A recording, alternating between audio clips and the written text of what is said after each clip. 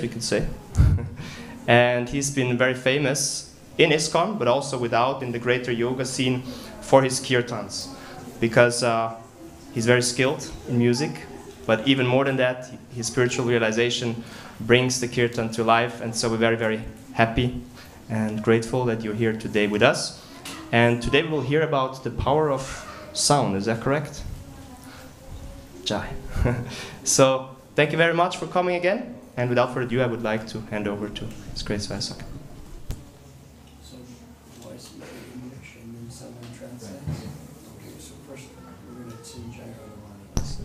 So, für diejenigen, die kein Englisch verstehen oder lieber eine deutsche Übersetzung hätten, wir werden die da in der Ecke machen. Also alle, die gerne auf Deutsch die Übersetzung hätten, bitte in diese Ecke. Vielen Dank.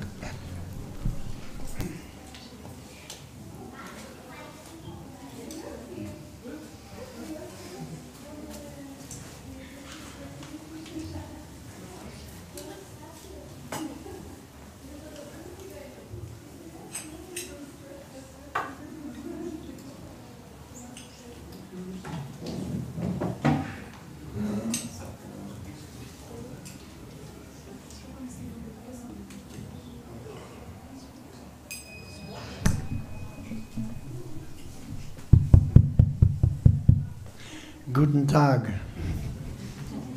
Okay, that's my German. Vielen Dank. So, you want to translate? Yeah.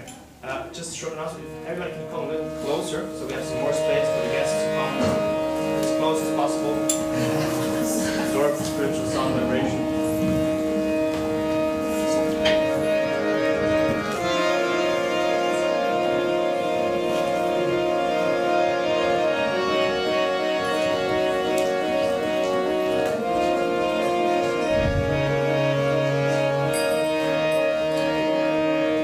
So we begin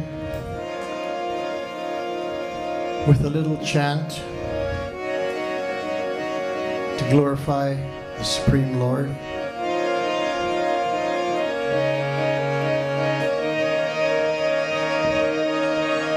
Jai Radha Madhava Jaya Kunjavi Hari.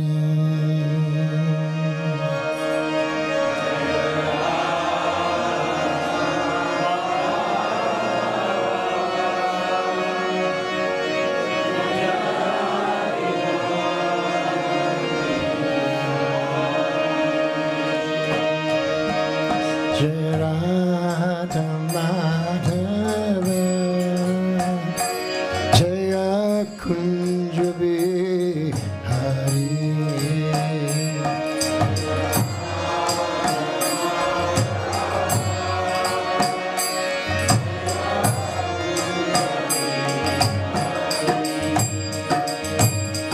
Gopi Jana Vallabha Giri Varadhari Jaya Giri Varadhari.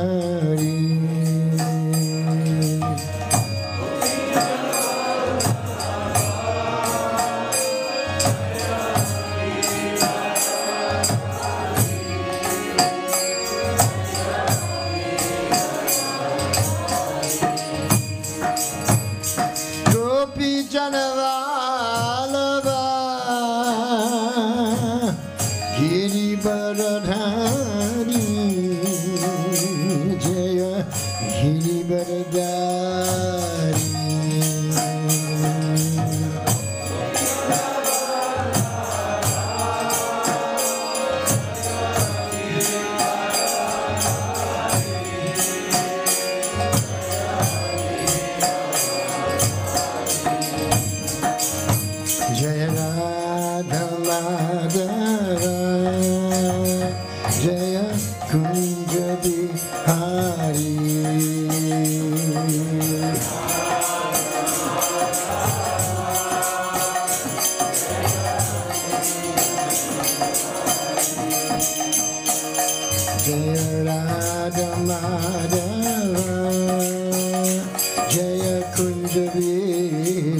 Hari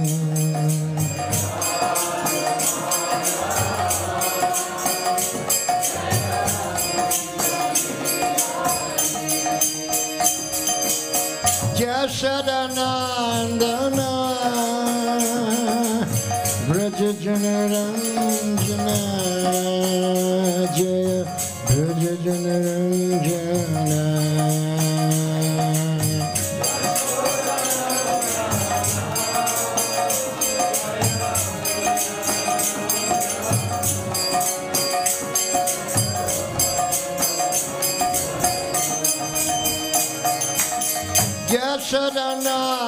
Jasadanandana Brajajanaranjana Jaya Brajajanaranjana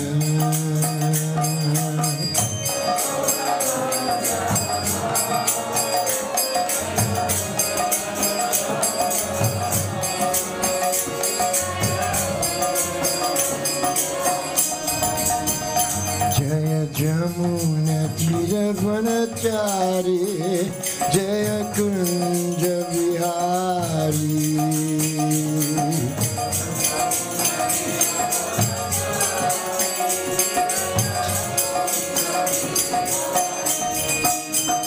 Jaya Jamuna Tira Vanachari Jaya Kunja Vihari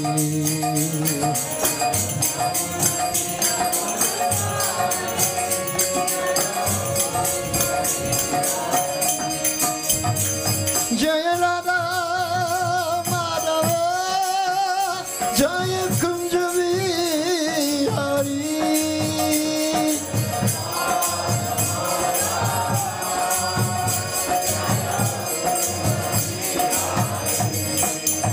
Jaya Radha Madhava Jaya Kunja Vihari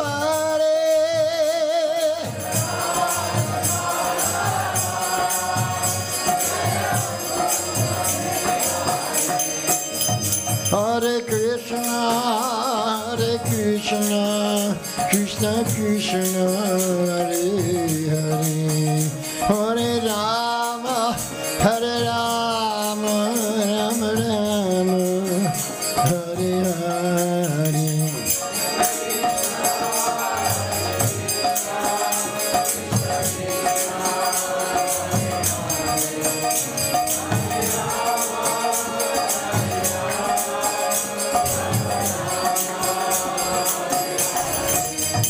Hare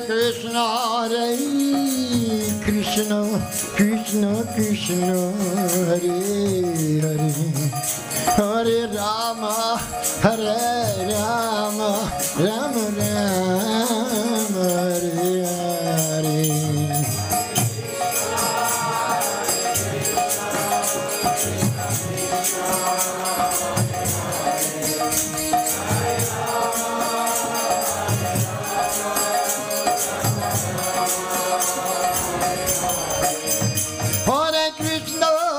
Hare Krishna, Krishna Krishna, Hare Hare, Hare Rama, Hare Rama, Rama Rama, Hare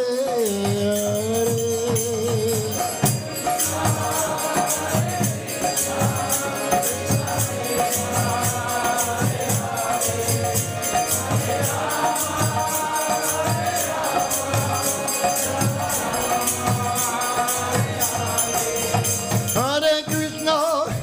Hare Krishna, Krishna Krishna, Hare Hare, Hare Rama, Hare Rama, Rama Rama, Hare Hare.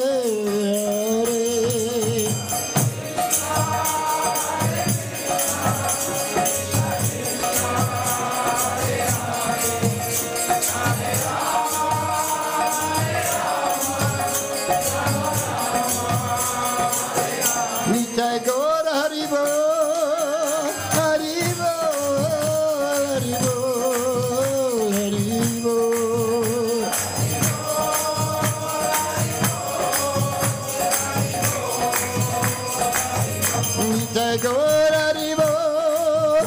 Haribo, Haribo, Haribo.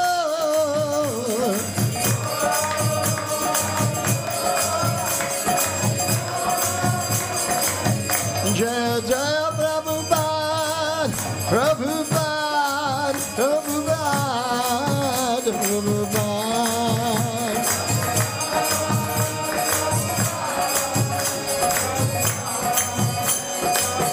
Jaya Jaya Prabhupada, Prabhupada, Prabhupada, Prabhupada.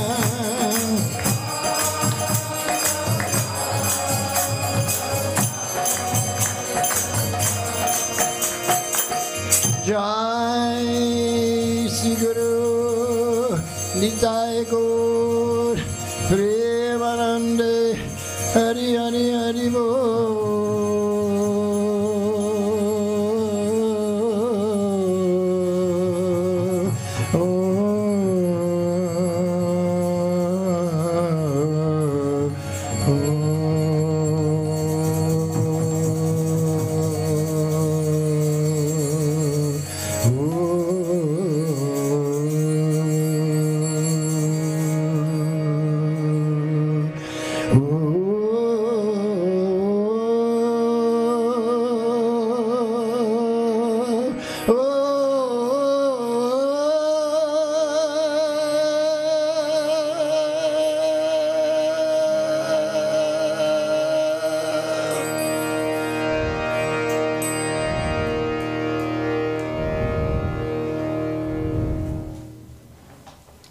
Hare Krishna, Hare Krishna, Krishna Krishna, Hare Hare, Hare Rama, Hare Rama, Rama Rama, Hare Hare. So we're singing the glorification of the Supreme Lord. Where's our translator? Yes. I'm doing here, so you don't need to bother me. Oh, okay. Simultaneous. Yes. Very good. Because we can glorify someone by writing an email, but better than that is speaking to them in person. And even more personal and intimate and loving is when we sing. So we want to sing to say thank you. This is our way of saying thank you to God for everything that He's given to us. What has He given to us? Every breath we take, that air is given by Him. That keeps us alive. Every breath we take keeps us alive. Every fruit and vegetable that we eat nourishes us and keeps us in good health. It's also supplied by God. The water that we drink and we bathe keeps us alive. And that's a gift of God. And we never say thank you. If I give you a glass of water, what you will say? Thank you. But we have to get so much water. Every day you take bath, you take shower, you're drinking water. No one ever says thank you.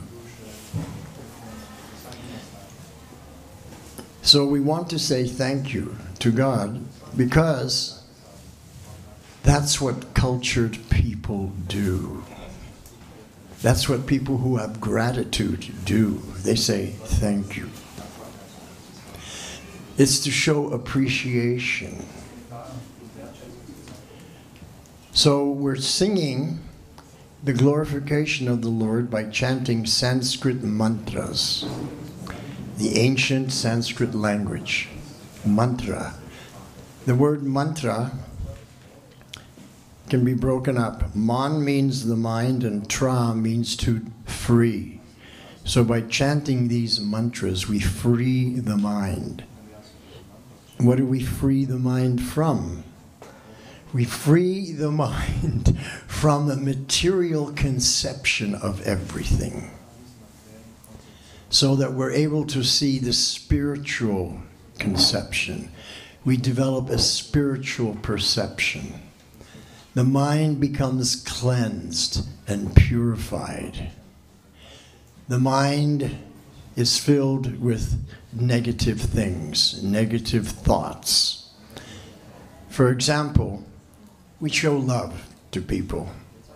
But what is the negative expression of love? It's anger. Why is it that the people we love the most get the most anger from us? Anybody ever think about that? The people that are the closest to us, we give them the most anger. So this is a negative thing in the mind and in the heart that we don't need. In Sanskrit, this is called anartha, the unwanted things.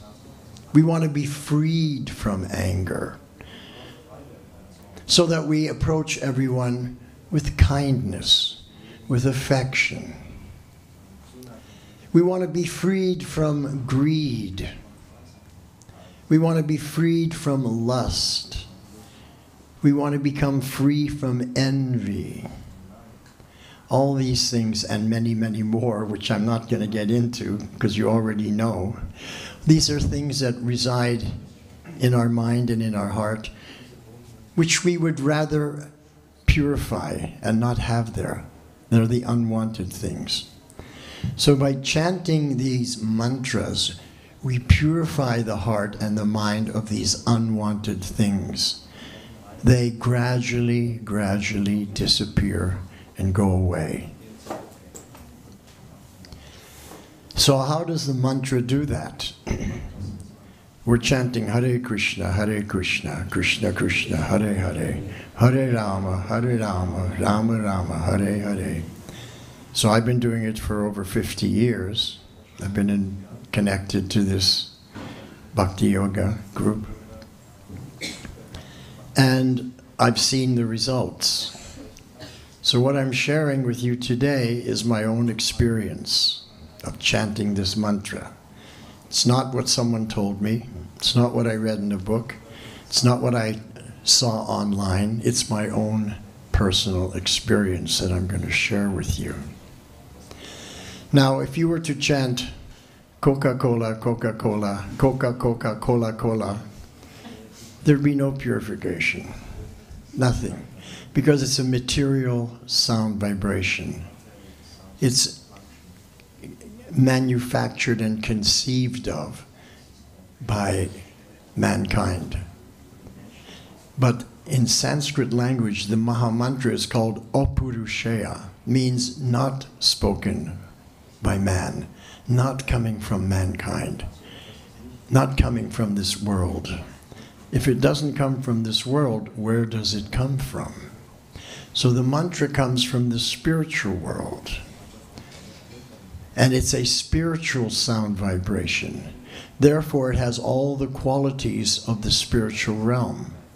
So I'm going to just take a moment and explain to you what are the qualities of the material realm and what are the qualities of the spiritual realm, so you'll be clear. We live in the material realm. So one of the qualities, the main quality of the material realm is that everything is temporary. Temporary means there's a beginning, a middle, and an end to everything. So it's temporary. What do we call the end? Death. Everything dies. Civilizations die, cultures die, stars die, people die, bodies die. So that's temporary. That's called asat in Sanskrit. And another quality of the material energy is that it's achit, not sentient, not conscious. And the third quality of material energy is nirananda, no emotion, no feeling. And the qualities of the spiritual world is that everything is eternal. No past, no present, everything is eternally I mean, no future, no past, no future. Everything is eternally present. That's beyond our experience. We don't have that experience. So we just accept it as it's coming down from the self-realized masters, the purified devotees who are experiencing this. So that's the quality of the spiritual realm. It's eternal. It always is. It's fully conscious. Spiritual energy is fully conscious. And the spiritual energy is full of bliss and ecstasy. So you just compare those two energies. So we know that the material energy is temporary, has no consciousness and no feeling. And yet, we are living entities, and we have some consciousness and some feelings. So the body is material, no doubt about it. It has a beginning, a middle, and an end. But the spiritual consciousness within the body is not material, it's spiritual. Now, how do we know that? We know that because of love. Love is a spiritual emotion. It comes from the spiritual world. It has nothing to do with this material realm. It's not temporary. It's eternal, full of knowledge, full of bliss. So I'll give you an example to make it clear. How many people in this room remember their first love? Remember that first love? And it was one day, it was their birthday.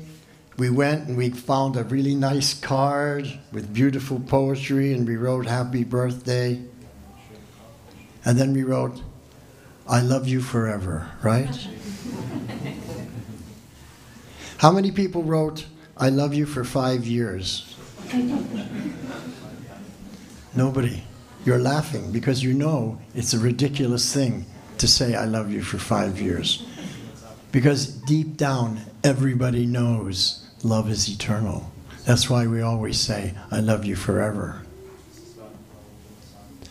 So because of love, we have the experience of something beyond this material realm, beyond temporary, something that's eternal. And so the source of love is God. Because God is the source of everything. He's the beginning of everything. He himself is beginningless, but he begins everything. He brings everything into creation, and therefore, he is the cause of all causes. He is the prime cause of every other cause. So this mantra is from that spiritual realm. It's a gift from the spiritual realm. It's coming down to us as a sound vibration that's eternal, full of knowledge, full of bliss. And that's why it can purify our heart and our mind of the negativity, because it's all pure, it's all positive. Now, many of you, you're just seeing me for the first time, so you don't know me. And intelligent people, they don't accept blindly what a stranger says to them. Intelligent people won't accept what a stranger says, just blindly. Right? What do intelligent people do? They make a test to see if what this person is saying is true or false.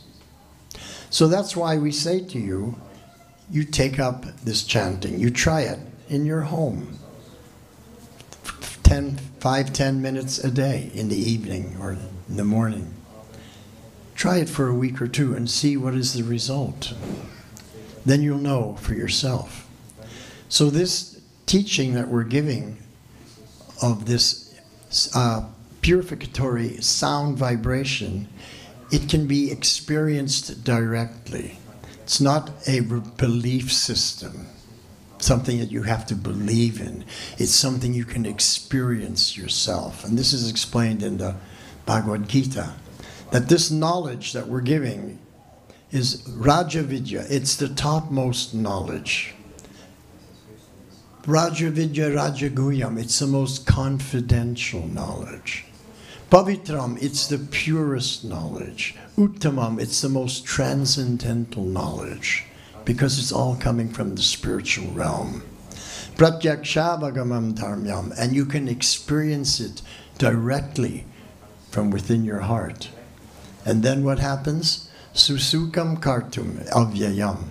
Everything you do will be joyfully performed. Everything you do is joyfully performed. Sukam means joyful. Sukam means extremely joyful, supremely joyful. Kartum, everything you do is sukam kartum, supremely joyful. Avyayam, and it's inexhaustible. It carries on forever and ever, ever increasing. It's never diminishing. So this is spiritual sound.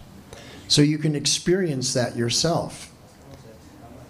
It's not required you have to believe what somebody says. It's not required some blind faith. It has nothing to do with a belief system, because it's experiential. You experience it. And by experiencing this purification of the heart, where all the unwanted things go away, what happens then? What happens is that the love that's in your heart blossoms. No more anger, no more lust.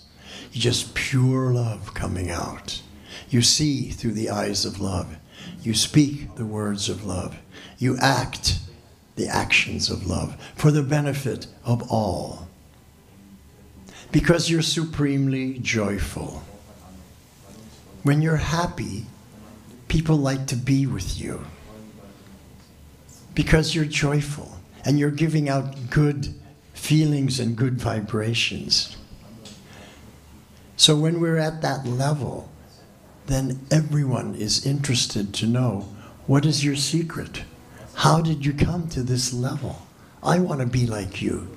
And I remember when I first started taking up this process, my friend said to me, you're always smiling. You're always happy. What's happened? What's your secret? And I just shared with them my secret.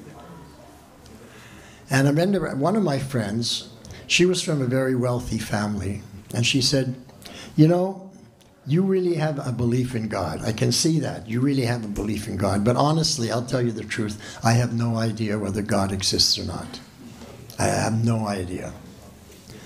So I said to her, would you like to know? Yeah, I'd like to know if there's God or not. Yeah, I'd like to know.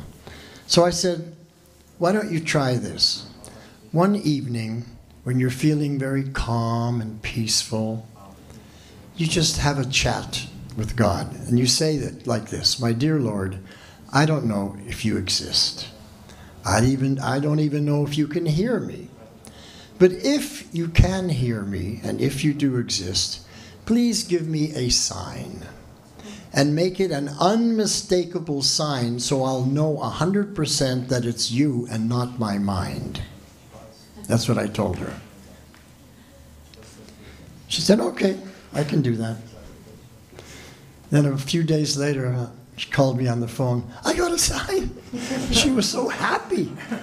She was so happy she got a sign. God heard and responded. Reciprocation. And this is what the Bhagavad Gita explains. Ye yatamam prapadyante tams tataiva bhajam yaham. That as you approach me, I reciprocate accordingly. So we have to approach the Lord, and He will reciprocate with us. In other words, we have to take the first step. Well, why do I have to take the first step? Why doesn't He take the first step? Well, because He's God. And you're really nobody. So you take the first step, okay? All right. So we take the first step and we see the reciprocation. Because what we want to see is the hand of God in our life, moment to moment to moment to moment. Because then we have genuine realization. It's not based on some belief system. I believe God's there, I have some faith, I've never experienced him. It's not like that. It's direct perception. So this became very clear to me one winter. I was living in New York. It was January. It was just too cold for me. And when that snow came down, I said, I'm out of here. So I packed up everything, got in my car, and I'm going to drive to California. So next morning, it's a nice, clear, sunny day. I'm up early. It's a long drive to California from New York. A very long drive. Normally it takes 5 hours. 5 days. 5 days. If you go really, really fast, drive 12 hours a day, you might be able to make it at the evening of the third day. So I was driving and I wanted to get there quickly. So I'm driving all day. It's noon, driving, and the sun's starting to go down. Now I'm coming towards Chicago. And it starts to rain. It's starting to rain. But the sun's going down, it's getting colder and colder. And that rain is now turning into snow. And it's snowing. And the traffic is starting to go slower. And as we keep going west, away from the coast, which was warmer, it's colder and colder. And the snow is starting to stay on the road and even there's little patches of ice. So I'm driving, and all of a sudden I hear an inner voice saying, take the next exit, stop for the day, get a hotel. And I thought about it, and I analyzed it. But I wanted to go further. You know, I could still go a few more hours, I was thinking to myself. So I decided I'd just keep on going. And as I passed the next Ausfahrt, is what you say, the next exit, I looked at it and I was, Anyway, I kept driving, and as I was going further and further down the road, it became very icy and very slippery. And all of a sudden, I had to start slowing down. You know, I started off going really fast. Now I'm going really slow, and I'm not very happy about that because I'm not making any progress. So all of a sudden, the car starts to slide. Whoops! And I'm trying to turn the wheel the other way and apply the brakes, and the whole road is just so slippery, and the car is sliding and turning around. And all of a sudden, I'm going backwards down the highway. I go, oh my God! And I yelled out, Krishna, help! At that moment, the car that was going backwards kept spinning around, then on a 45-degree angle, went off the road into a snowbank, and the car came to a stop. And just at that moment, a huge lorry, a giant truck, 18-wheeler, went by in the lane that I was there. Boom. And I was thinking, oh my God, if I'd have been there 5 seconds earlier, I would have been smashed potato, smashed kartoffel. And I was thinking, oh my God, Krishna saved me. And then I was thinking, what was that voice that told me to exit? Where did that come from? And I started to analyze. And I realized that voice, wherever it came from, knew the future. It said, get out now. And the only person that knows the future is God. He knows past, present, and future. Trikaligya. So I thought, oh my God, that was the voice of the Lord guiding me. And I didn't follow. And so right there and then, I made a vow that I have to train myself to follow that inner voice. Because that inner voice is the voice of the Lord who's residing in our heart. So now I'm going to ask you a question. How many people have had an experience that you're going somewhere or you're doing something and you hear an inner voice and it says to do like this or go here, and you think about it, and you decide to come to a different idea, and then you realize, oops, I should have followed that voice. How many people had that experience? So I ask this question almost every place that I go, and everybody raises their hands. So this is a universal thing. So the Lord is speaking to us, and we don't listen. This is the problem. We don't listen. Now, my spiritual master, Srila Prabhupada, who's sitting there, he was completely, what we say in Sanskrit, Paramatma realized. He heard that voice and followed that voice every single time. If you follow the instructions of a voice that can see the future, it tells you, now go here, do this, don't do that, then you're going to be successful. So he had tremendous success. In 10 short years, he spread this International Society for Krishna Consciousness all over the world, in 108 different countries, in 10 short years, because he was Paramatma realized. He heard the voice of the Lord and he followed it. So that's a spiritual sound vibration that if we follow, our lives become perfect.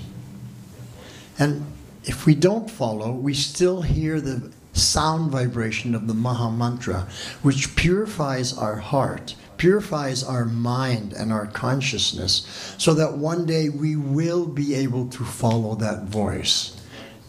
Now, sometimes people ask me, how do I know which voice is my mind and which voice is the voice of the Lord? People ask that question. Anybody want to know the answer? So here's the answer. The voice that analyzes is your mind. The voice that just comes and that's it. That's the Lord. Once you're analyzing, then that's your mind. Don't analyze. Just follow that inner voice. Do it as an experiment. Let me see what happens if I follow that inner voice. It's a scientific experiment. That's what intelligent people do. They make a test. We all agreed on this already, half an hour ago. So let's make a test. Let's follow that voice and see what happens. So this is what I was saying to myself in that car. Finally, I backed out, drove down the road slowly, got into a motel, and I really have to train myself to follow that voice. But guess what? It wasn't easy, because I had developed a habit over the years. I had what's called in Sanskrit a samskara in my mind. A habit, a lifelong habit of always analyzing. So the next time I heard that voice, again my mind started analyzing and I started following my mind. Then, oops, I'm not supposed to do this. So it took quite a while, an effort to overcome that negative habit of always analyzing when you hear that voice and not following the voice.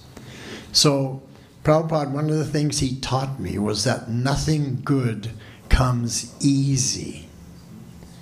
For the good, you have to expend energy.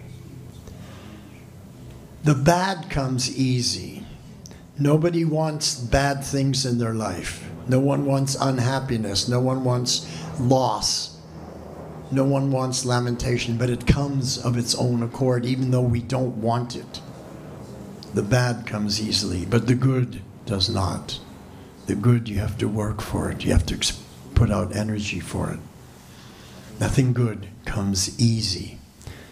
So in spiritual life, we're going to have to make some effort to overcome the inertia and the negativity and the bad habits that we have to get to a spiritual place of understanding and acting and perceiving. Because right now, we're being controlled by the material energy. You're being controlled by the material energy. Every time you have to go to the bathroom, you're being controlled by the material energy. If you don't take a bath for 2 or 3 days, people don't want to come near you. They're controlled by the material energy to take a bath, to get clean every day. If you don't brush your teeth, people don't want to speak to you. You have to do it every day. We're controlled by the material energy in every moment of the day. And we want to become free from that. We want freedom. Now, we're not going to become free from disease. We're not going to become free from old age. We're not going to become free from death. These things, the material energy, will always triumph. We can't overcome that. But what we can overcome is our consciousness. That we can develop spiritual consciousness. So that we're not disturbed by these things. Negative thing come into my life, doesn't matter. Something good comes in my life, something bad comes into my life, it's all the same to me. Whatever's going on outside, inside, I'm undisturbed. I'm the same. And what is that? I'm blissful, I'm joyful, I'm happy. It can't be disturbed by anything negative. So this is the power of the chanting, because it's a spiritual sound vibration. It purifies our consciousness, purifies all the unwanted things, all the negativity that's in our heart, and out comes that joyful love, unhindered by anything.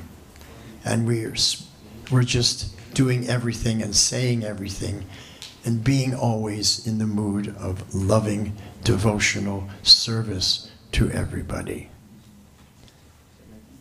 So this is what we're teaching. This teaching that we're giving here, you won't find in any university, in any city, in any country of the world. No one else is giving this education. This is the Raja Vidya, as I said earlier. This is the topmost education. Why? Because Rajaguhyam is the most confidential knowledge. All the universities in the world, they don't understand this knowledge. They don't have access to this knowledge. They only know that which is physical. How many people studied physics? What does it mean, physics? That which is physical. That's all they know. That which is physical. Anything that's not physical doesn't come under the purview of science. And there's no department of education that's going to examine that which is non-physical. They just say it's not part of our inquiry, and they just ignore it. Is that a good proposition? That we ignore something rather than try to understand that which we do not understand now? So that's why we're giving this education, this spiritual education, for the benefit of everyone who's interested. Now, when you're a child, everyone goes to school. 100% of the children go to school. Then they graduate from high school, but not everybody graduates from high school. Some people drop out. So when you go into the university, it's not 100% of the people that start university. And then out of those that start the university, not everybody graduates. And then a smaller percentage of people go to postgraduate. And then the smallest amount of people go into the PhD level. Because that's the highest level of education. You have the smallest percentage of people at the PhD level. But even higher than that is what we're teaching. And we have even a smaller percentage of people coming here for that education. So Prabhupada explained to me, he said the number of customers is not the test. that a shop that sells diamonds will have fewer customers than the shop that sells colored glass and costume jewelry. They'll have many more customers. But the number of customers is not the test. A diamond is a diamond that has value. And it's the same here. The education we're giving is valuable. And the number of customers is not the test. As there are less and less people going for the PhD level, there's even fewer people coming to this level, which is beyond PhD. Okay, thank you very much. I'm going to stop here and see if there's any questions on anything that I said today. Okay, this person has a question. Can we give him a microphone?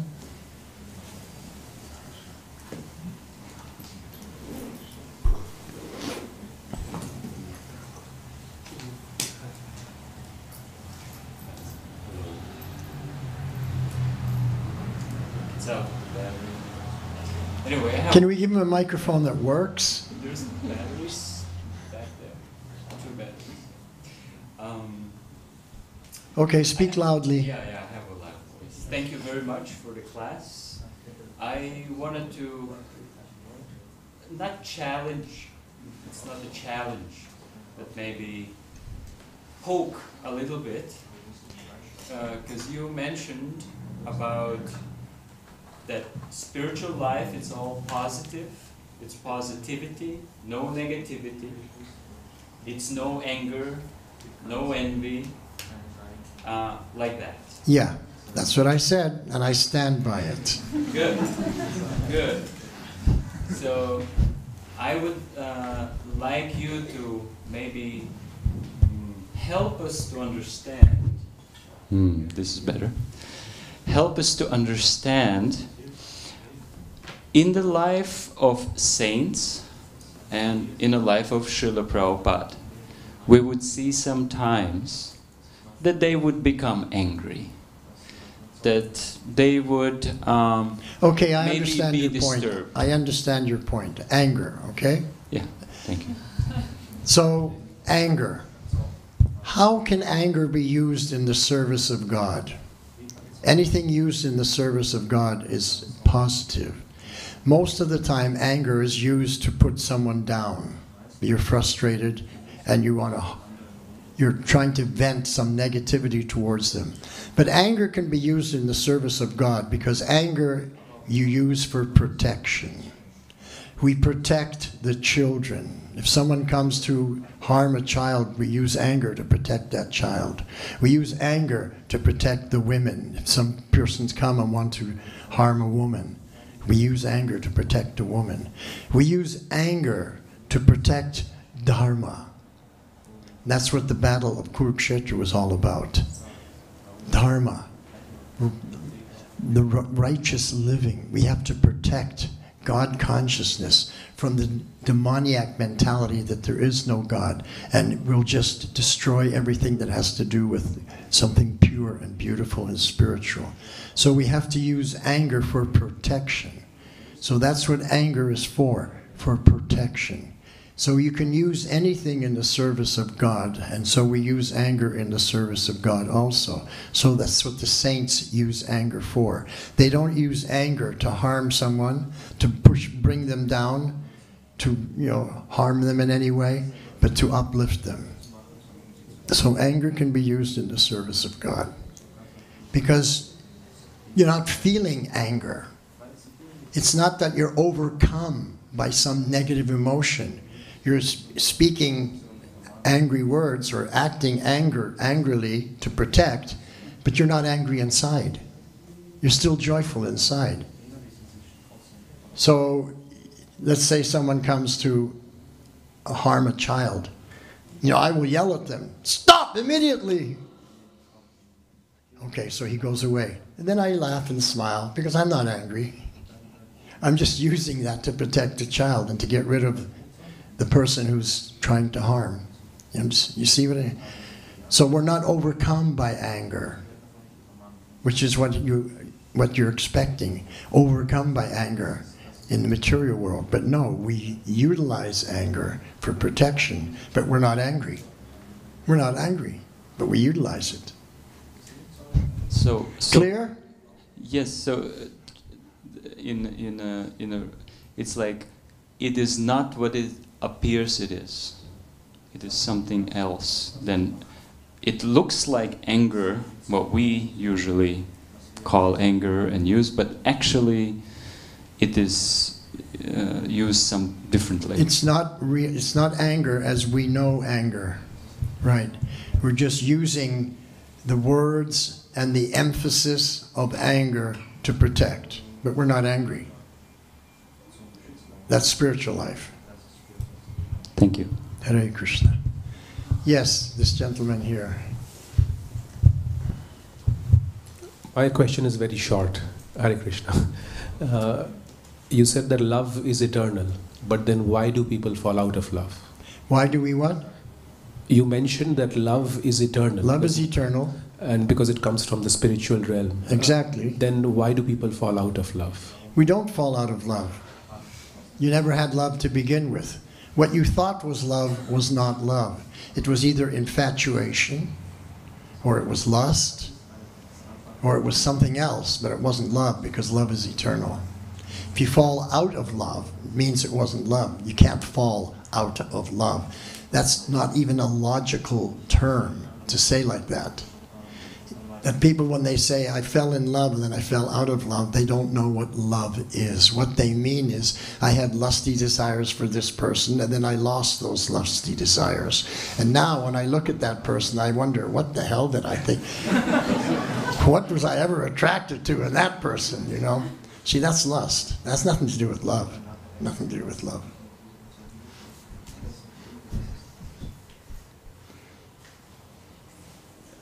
Can we give a microphone to this lady? Hare Krishna, thank you very much. I wanted to ask, you said that you will know which voice is Paramatma if you don't analyze. But I have a problem. My personal problem is that how do you differentiate then if it's like you're acting out of impulse, or because people can tell you, often they tell me that I'm impulsive, but I think that I'm acting out of some like internal instinct, but then how can I know it's not the gunas of material nature, but it's Paramatma? Okay, so let's understand what is impulse. Impulse is like this. You're at the supermarket, or you're shopping. Like in England, they have Primark. Do you have Primark here? Which is the big shop where you go and all the clothes and everything discounted and everything. You have a famous shop here in Switzerland? Anyways, so you're shopping, and then, ooh, I like that dress. I gotta have it. That's an impulse. But it's not that an inner voice said to you, buy that dress. So impulse, you do things without hearing the voice. But when you hear the voice, that's not impulse, because you're being told, you're being guided. Impulse is no guidance. Impulse means, ooh, I like that. That would look good on me. I want it. So impulse comes from lusty desires. And the voice, the internal voice, is guidance. It's the Lord guiding you out of love for you, to protect you. So that's the difference between impulse, where you desire something, and hearing a voice and following that voice, the inner voice. Is that clear? Did I explain it clearly? Yes. Thank you. Thank you. Okay. Well, thank you everyone for coming today. And we're very, very happy in this temple to invite people, to sing with people, to dance with people, and to serve wonderful meals to people that we cook with love and we serve out with joy. Because everything we do is joyfully performed. So we prepared a wonderful feast for you, and please enjoy it to your full satisfaction, and come back again and again to eat more and more. We're inviting everybody. Why go to the restaurant and pay money? Come here and eat. We're happy to serve you. Okay? Thank you very much. Srila Prabhupada ki jai. His Grace Vaiyasaki Prabhu ki jai. Thank you very much, Prabhu. Very nice, inspiring lecture. And so, like Prabhu said, right now we'll have a feast ready for all of you. And if any of you hear inner voice afterwards, there will also be other services to be done that you can assist us with. Especially we recommend Küchenspaß mit Vaishnavas, where we all together come to clean the kitchen. It's very nice and it's very inspiring. If you feel so inclined, please come let me know and we can find something for you. Thank you very much for coming. There's one more announcement. From 8 o'clock on, we have also mantra singing with Vaiyasaki Prabhu. Oh, right, okay. Okay, so a special dessert at 8 o'clock till 9:30, Vaiyasaki Prabhu will also be singing with us again. And as those who were here yesterday already experienced, it's a very deep absorption and is very heart-touching. So please, if you can make it, come and join us for that. Thank you very much. Hare Krishna.